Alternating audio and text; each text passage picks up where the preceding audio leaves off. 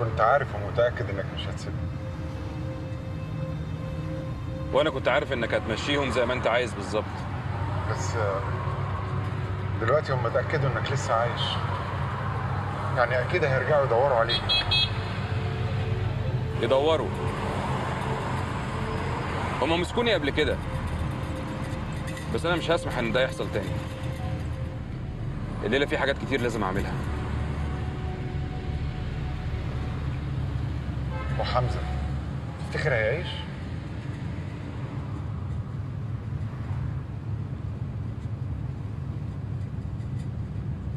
هيعيش.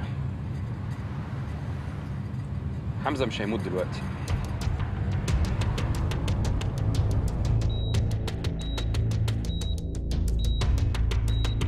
هقتلك.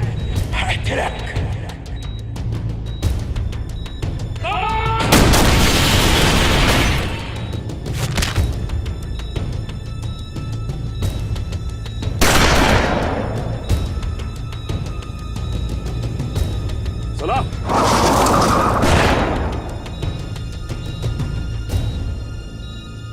مش قلت لك هنتقابل تاني؟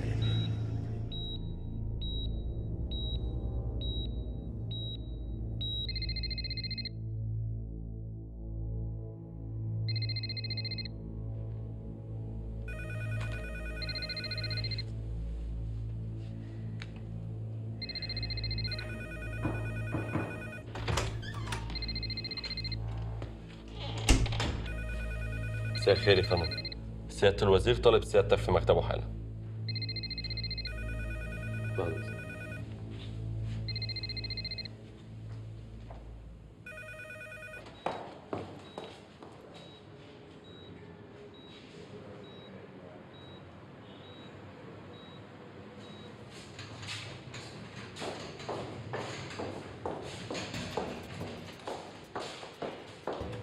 ايه هتعملي مش شايفاني؟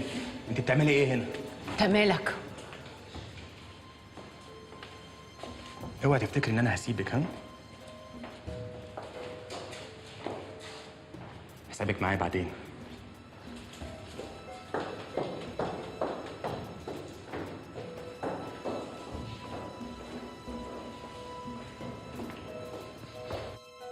مصيبة. اللي حصل ده مصيبة، والمسؤول عنها لازم يتحاسب. شايف يا سعادة البيه؟ تفتكر كم واحد اتقتل الليلة دي؟ تفتكر البلد كلها بتقول علينا ايه دلوقتي؟ لما اكلمك رد عليا. يا فندم اللي حصل ده غير متوقع. احنا كلنا كنا فاكرين ان الهدف في العمليه الجايه هو سياده رئيس الوزراء. سيادة رئيس الوزراء طالب مني دلوقتي رد رسمي من الوزارة. ارد عليه واقول له ايه؟ كنا بنحمي سيادتك وسيبنا البلد تولع؟ انفجار وفين؟ في مؤتمر الاعلاميين اللي بيهاجمنا كل يوم. المسؤول عن ده مين؟ واحد كان في ايدينا، فاهم يعني ايه في ايدينا؟ وسيبناه يهرب. مش جابر يا فندم اللي نفذ العمليه. اللي نفذ العمليه وهرب جابر سليم فواز. يعني ايه؟ سليم فواز ده مش اتنفذ في حكم الاعدام؟ لا يا فندم، واضح انه ما تنفذش. سليم عايش يا فندم، واحنا سيادتك بنحاول نشوف ايه اللي حصل، وانا بنفسي بتابع الموقف. انا مش عايزك تتابع اي حاجه. اعتبر نفسك انك قدمت استقالتك، وانا قبلتها يا سياده اللواء، انا قبلتها.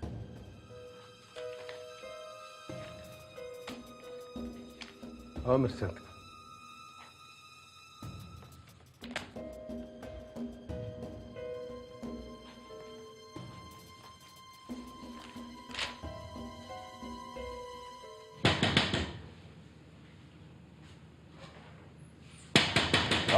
طيب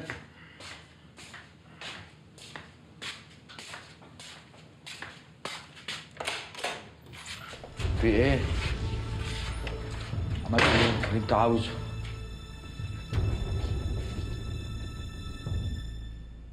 لسه.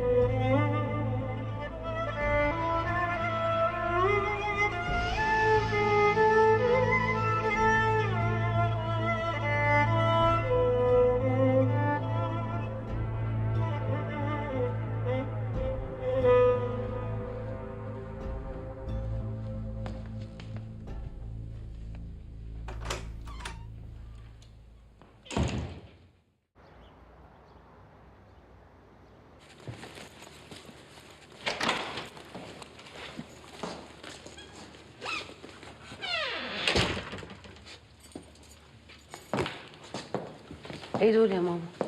بقول لك ايه، انا لميت هدومي وهدومك، لو ناقصك حاجه لميها بسرعه ويلا بينا. يلا بينا على فين؟ على بيتي. ما هو لو سليم لسه عايش فعلا يبقى لازم نسيب هنا دلوقتي.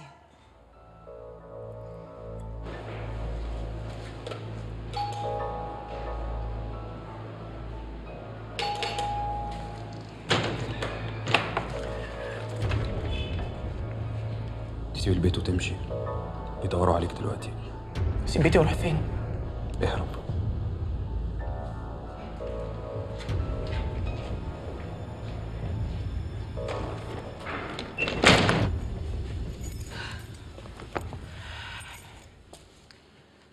ايه دي يا ماما بقى والنبي، احنا بقالنا ساعة بنتكلم في الموضوع ده. قولي اللي تقوليه، برضه هنمشي. انا مش همشي، انا قاعدة هنا، امشي انت لو عايزة. لا، هتمشي معايا غصب عنك، ما انا مش هسيبك هنا لحد البوليس ما يجي يقبض عليكي تاني. ما هو لو البوليس عايز ياخدني هياخدني سواء من عندي ولا من عندك. وبعدين انا عارفة انت مش خايفة من البوليس، انت خايفة لسليم هو اللي يجي. سليم مات، حتى لو عايش ملوش دعوه بينا، يعيش يموت يتحرق بجاز ملوش دعوه بينا. يبقى خلاص اتفقنا، طالما ملناش دعوة بيه يبقى سيب بيتي ليه؟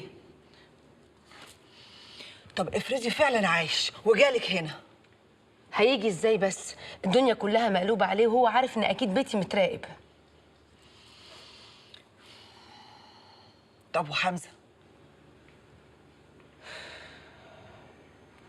لا حمزة ولا سليم ليهم حاجة عندي خالص. أنا بس النهاردة رحت لحمزة المستشفى عشان أتأكد إذا كان سليم عايش ولا لأ. بس لما فكرت لقيت إن أنا خلاص مش فارقة معايا. أنا عايزة أكمل حياتي وأركز في شغلي. يعني يجرى إيه لو ركزتي في شغلك وأنتِ معايا في بيتي؟ ما أنت يا ماما هنا معايا في بيتي، هتفرق في إيه بس؟ أرجوك يا ماما، أنا مش عايزة ألخبط حياتي أكتر ما هي متلخبطة. فكري وشوفي وبراحتك، عايزة تروحي بيتك أنت حرة، عايزة تقعدي هنا برضو أنت حرة. أنا مش همشي من هنا. وأرجوكي دلوقتي سيبيني أقوم آخد دش وأجهز عشان نروح الشغل.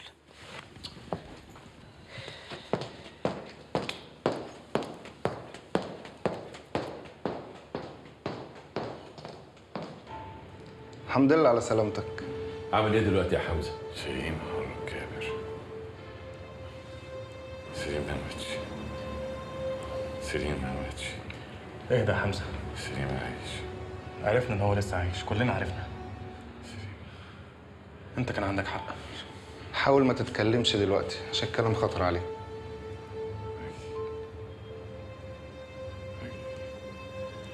لازم ابلغ لواء مجدي. حمزه انا عايز اقول لك ان اللواء مجدي خلاص ما بقاش في الخدمه. سياده الوزير اصدر امر باقالته النهارده بعد اللي حصل. واللي هيمسك القضيه بعديه سياده اللواء سيف مساعد الوزير. يبقى لازم اخرج. انت بتعمل ايه؟ الحركه ممنوعه عليك خالص، ممنوع الحركه عليه. لو سمحتوا يا جماعه، انا قلت لكم ممنوع الكلام في الشغل، بلاش نتكلم في الشغل لو سمحتوا. لازم يا حمزه يا حمزه اسمع كلام الدكتور. لو خرجت دلوقتي مش هتقدر تعمل اي حاجه وانت في الحاله دي يا ابني. حمزه لو سمحت اهدى اهدى وسيبني انا اتصرف. اهدى بس. مفيش وقت. كان لابس. ممكن بعد اذنكم يا جماعه تسيبوه يرتاح شويه وبلاش كلام في الشغل. طيب انا لازم ارجع الوزاره، عن اذنك يا فندم. اتفضل يا بهاء وانا هستنى. بعد اذنك يا دكتور. اتفضل. هستنى بقى.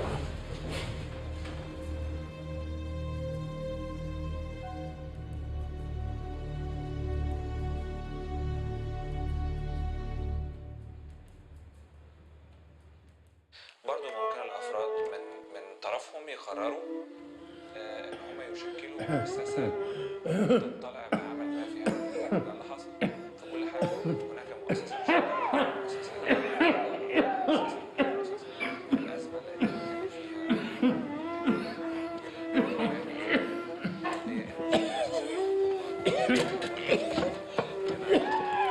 المؤسسه دينيه تشترك مع السلطه التنفيذيه بتواطؤ او بتكاتف او بتعاون ما ويمنعوا عمل ما. انت مين؟ أنا سليم.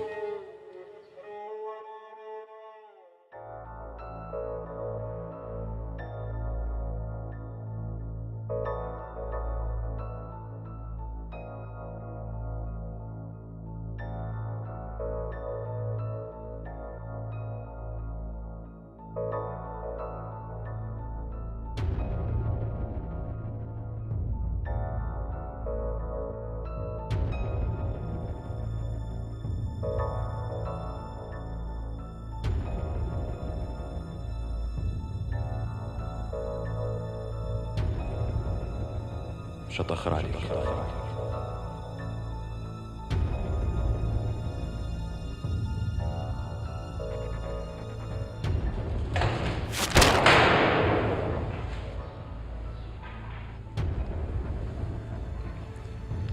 دكتور السجن. ايه ده يا حمزه ما بتتحركش؟ دكتور السجن كان عارف من الاول. ازاي عدت عليا الحكايه دي؟ انا لازم اروح له علشان الحقه. يا حمزه انت مش لازم تخرج من هنا، لازم ترتاح يا ابني. لازم الحقه. سليم مش هيخليني ارتاح ابدا. اهدى يا حمزه، الانفعال خطر عليك يا ابني. صدقني يا ست لو دكتور السجن هو اللي ساعد سليم في كل حاجه، هو اللي خرجه علشان يقتل اللي هو مختار، وبعدها رجع السجن تاني. رجع تاني ازاي؟ العربية اللي نقلت جثته هي اللي رجعته السجن تاني،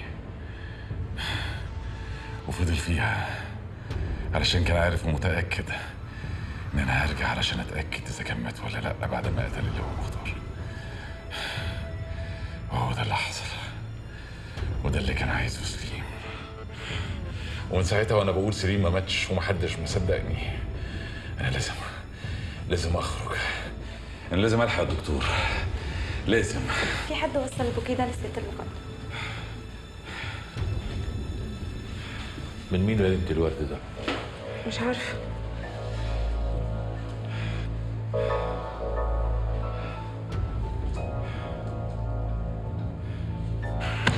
مالك يا حمزه؟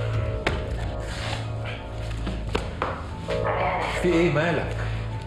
سليم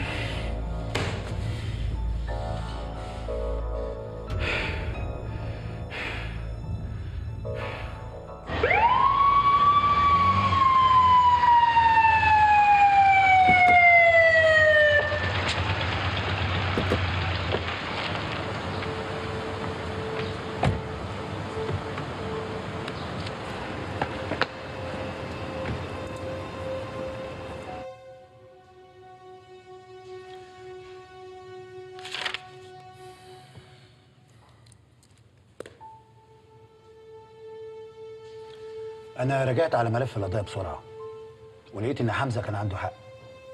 سليم كان لابس بدلة خاصة تحت هدوم السجن عشان يعدي من تنفيذ حكم الإعدام.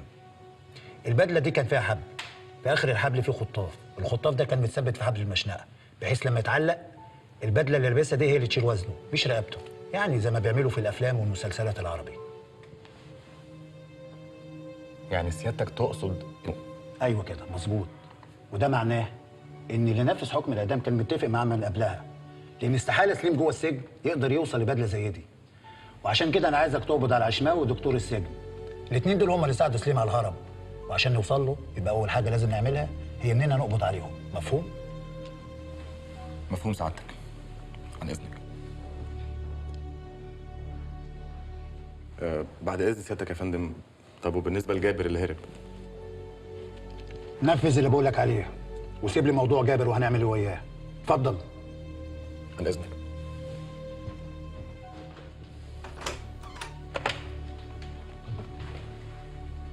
عايز ملف سليم فواز وملف المقدم حمزة صلاح يكونوا عندي في المكتب بسرعة.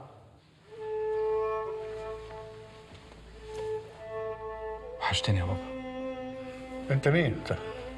ها؟ انا ما اعرفكش.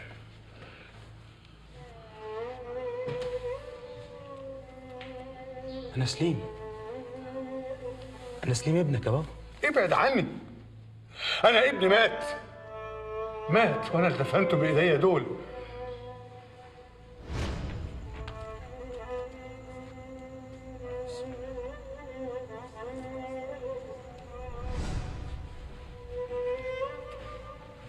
الحمد لله على السلامة.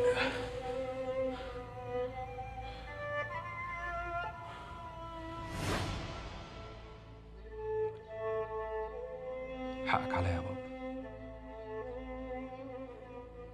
حقك تبقى زعلان مني، بس انا كان لازم اعمل كده عشان الناس كلها تصدق ان انا مت بجد. وديني رجعت اهو، وجيت عشان اشوفك اول واحد واطمن عليك. كتر خيرك، انك افتكرت اخيرا ان لك اب جيت تطمن عليه. بعد السنين دي كلها جيت تطمن عليه. يا اخي كتر خيرك، متشكر قوي، كتر خيرك يا سيدي. بابا عشان خاطري بلاش الكلام ده. انت عارف كويس ان اللي حصل كان غصب عني. انت عارف كويس انا كنت فين وايه اللي حصل لي. طبعا كنت مع الناس اياهم اللي خربوا بيتك ودمروا حياتك وحياتنا. الناس دي ملهاش ذنب في اللي حصل لي، مش هي السبب. السبب ايه ولا ايه يا سليم؟ يا خساره، يا الف خساره وخساره. ابن انا بقى ارهابي. انا مش ارهابي، انا بني ادم عادي واتظلم ومش قابل بالظلم ده وعايز اجيب حقي. وخدت حقك يا سليم؟ اديك قتلت زي ما حبيت، قتلت اللي قتلته. في النهايه خدت حقك.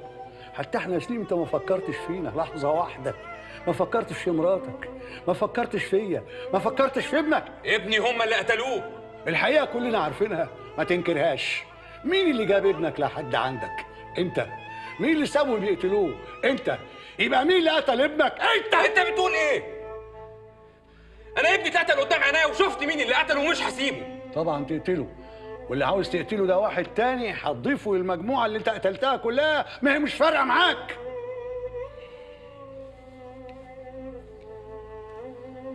اللي انا بعمله دلوقتي خلاص انا خدت فيه قرار، وما كنتش مستني منك انك تساعدني او حتى تفهمني،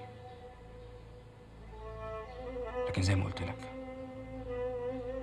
انا جيت عشان اطمن عليك واشوف اذا كنت محتاج حاجه. اشفاق يعني؟ طب يا حبيبي اديك جيت واتفرجت عليا وشفتني. طريق السلامه، متشكرين قوي، كتر خيرك. الف سلامه. ارجع لهم، ارجع للجماعه اللي انت معاهم، خليهم ينفعوك. ده انت يا سليم حتى ما فكرتش لحظه واحده في المصايب اللي ممكن تحصل لنا. انت اخترت، اتحمل نتيجه اختياراتك، لكن ما تحملناش ذنبك. مع السلامه يا سليم.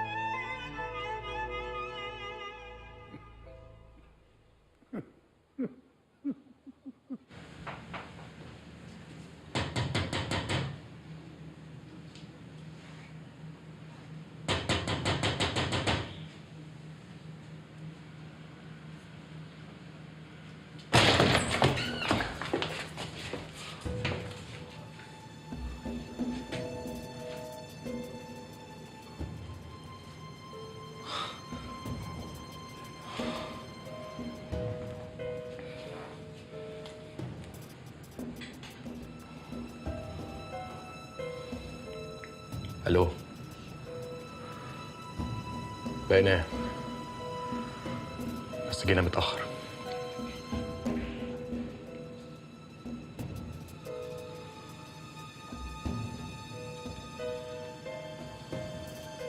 يلا يا ابني.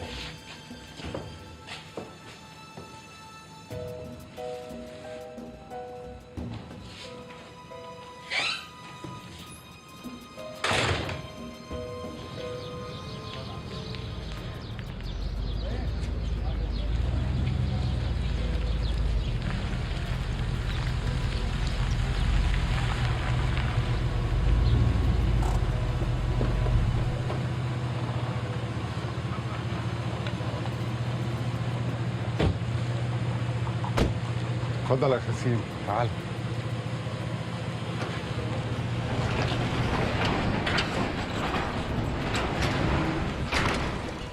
السلام عليكم. تعال يا سليم، تعال. ازيك يا شيخ؟ بارك الله فيك. تعال يا سليم، تعال. الله ينور يا رجاله. ها، ايه رايك بقى؟ تمام، بس تفتكر امان ومفيش حد يعرف يوصل لنا هنا؟ طمن يا سليم. من ستر اخاه المسلم ستراه الله يوم القيامه. كل الناس اللي هنا حبايبنا واخواتنا، وبعدين ما حدش يفكر اصلا ان احنا موجودين هنا. قول لي، شفت الوالد؟ شفته. معلش يا سليم، بكره الناس تعرف يا ابني احنا بنعمل كده ليه. يلا يلا يلا، الأوضة اللي هتشتغل فيها دي. خش كده بقى وروق، لو حاجه ناقصاك يبقى قول لي. تمام.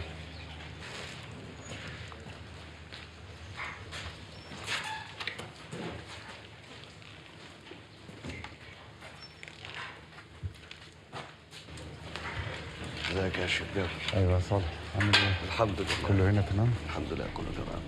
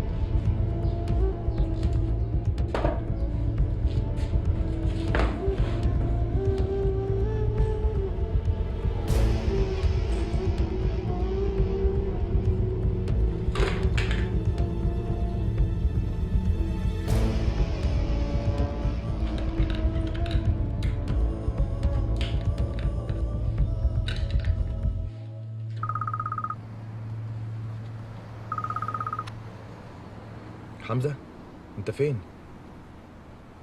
ايه اللي خرجك من المستشفى يا حمزة؟ ما طلعش عين ابونا معاك بقى يا اخي. الله، مش الدكتور قالك لازم تستريح؟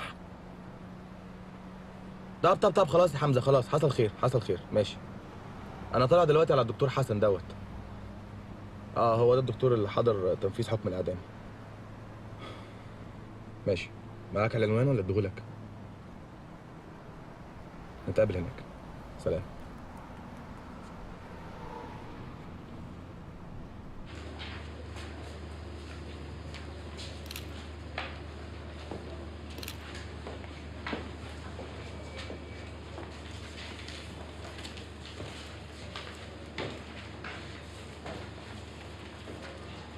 بص على كده ده يا باشا.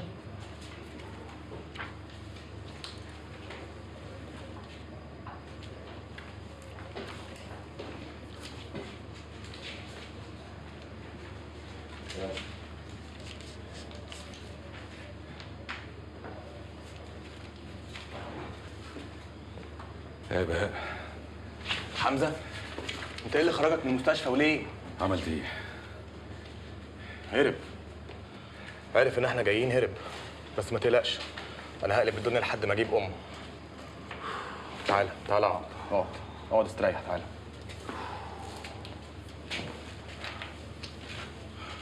ايه يا حمزة، في ايه؟ خرجت ليه يا حمزة؟ انت مش مكتوب لك خروج اصلا.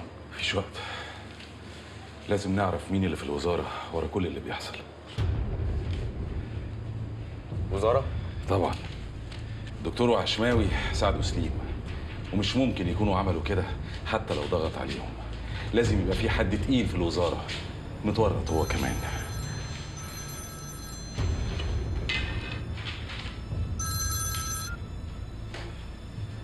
ايوه سليم. كنت عارف انك مش هترتاح كتير وهتنزل الشغل على طول. ازيك يا حمزة؟ اسمع يا سليم، اهدى، انت تعبان ومحتاج ترتاح، وانا عايزك ترتاح عشان عايزك في صحتك. فايق ومركز، عشان اللعبة هيحلو الفترة اللي جاية. بقول لك اهدى، لما تتحمق كده الجرح هيفتح تاني وانت راجل تعبان. يلا روح شوف شغلك وانا هبقى اكلمك تاني. ايه الاخبار يا سليم؟ اخبار مش تمام طبعا. انا ناقصاني حاجات كتير قوي عشان اعرف اشتغل. ماله؟ كل اللي ناقصك اكتبه في ورقه وهيوصلك لغايه عندك. جاهز ومكتوب، بس الحاجات دي تيجي بالظبط، ولا حاجه زياده ولا حاجه اقل. انا هروح المشوار اللي قلت لك عليه. سليم، انا سايبك براحتك ها؟ متقلقش عليا.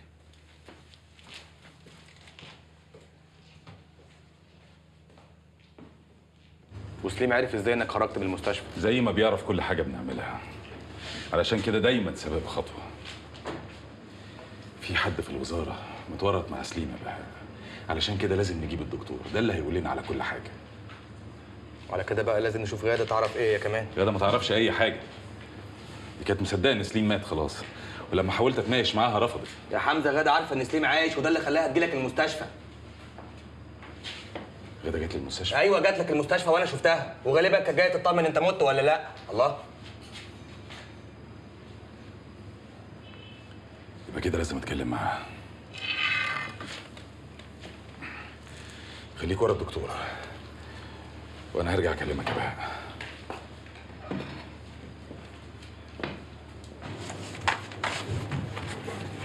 يا اخيرا خلصنا. ما بقاش فاضل قدامنا دلوقتي غير نطبع ونسلم لمستر معتز. لا، خلي الموضوع الطباعة ده والشغلانة دي عليا، وريحي انتي شوية قبل ما نبتدي نشتغل على المشروع بجد. ومعلش أنا آسف إن أنا أخرتك معايا النهاردة. مش مشكلة، بالعكس، المهم إن إحنا خلصنا الشغل. وأنا كنت عايزة أشكرك على كل حاجة أنت عملتها معايا. أنا عارفة إن أنت اللي قلت لمستر معتز على كل حاجة حصلت. بس غدا، ممكن تسمحي لي أتكلم معاكي دقيقة بصراحة؟ طبعا، اتفضل. أنا مش هقدر أكدب عليكي وأقول لك إن أنا مش عارف كل حاجة يعني عنك. قصدي يعني من الكلام اللي الناس بتقوله والجرايد واللي بيتنشر، أنا عارف إنك كنتي متجوزة يعني. طب وعارف جوزي مين؟ بس مش مهم، لأن لا أنا ولا أي حد من حقه إن هو يحاسبك أو يلومك على حاجة مالكيش ذنب فيها. وأنت لازم تكوني عارفة ده كويس. غدا أنت مش مجبرة إنك أنت تدافعي عن نفسك أو تبني حواجز بينك وبين الناس تستخبي وراها، لأنك أصلاً ما عملتيش حاجة غلط. صدقني ما بقتش تفرق عملت ولا ما عملتش. لا تفرق. أصل لو على الناس أنت عمرك ما هتقدري ترضيهم مهما عملتي أو حاولتي. فارمي ورا ظهرك وما تسأليش. بس لو عليك أنت، يعني لو تحبي تسمعي نصيحتي، ارمي اللي فات ورا ظهرك وما تفكريش فيه تاني، وابتدي حياة جديدة، وما تسمحيش لحد أبدا إن هو يرجعك للي فات مهما حصل. ممكن؟ طيب، أنا اتأخرت ولازم أروح. يلا، تصبح على خير. وأنت من أهل.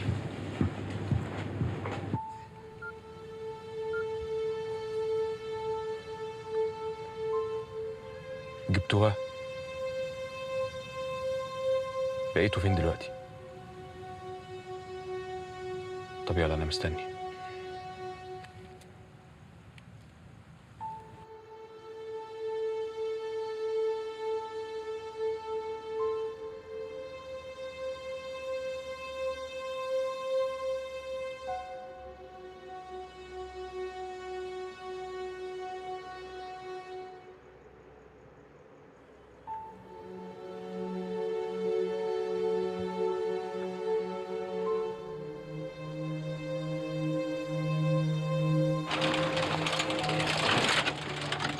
تاني